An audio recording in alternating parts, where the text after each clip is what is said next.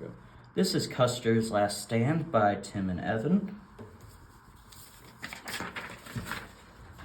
The reasons for Custer's last stands was mainly the discovery of gold by Indian reservations in South Dakota and southern Montana. Once the U.S. once miners found this gold, the government wanted to get in here, so they broke treaties that they previously made. That was the second treaty of Fort Laramie, and they also ordered that natives must leave this land by January 31st, 1876, and any of those who did not would face military force. However, Sitting Bull, a Sioux Lakota leader, did establish a camp along the Big Horn River in this area and would lead some of the Lakota and Sioux and Cheyenne people to face resistance.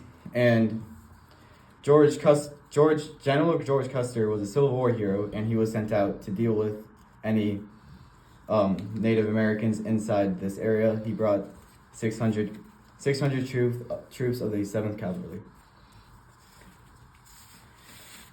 In June 1876, Custer moved his troops into the river valley that Sitting Bull's camp was in. Custer did not know the size of Bull's force and was unprepared for the fight. They were outnumbered 700 to 2,500. Custer divided his force, with him and 209 men advancing in the morning of the 25th to surprise the natives. This brutally backfired and ended with Custer and his men being killed by the natives, who had much more people than them.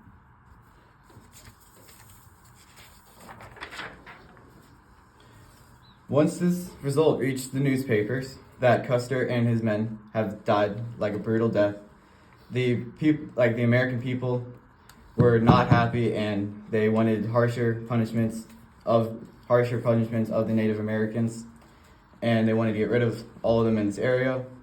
This grew the stereotype that natives were savages, and this led to harsher military engagements that would lead Sitting Bull out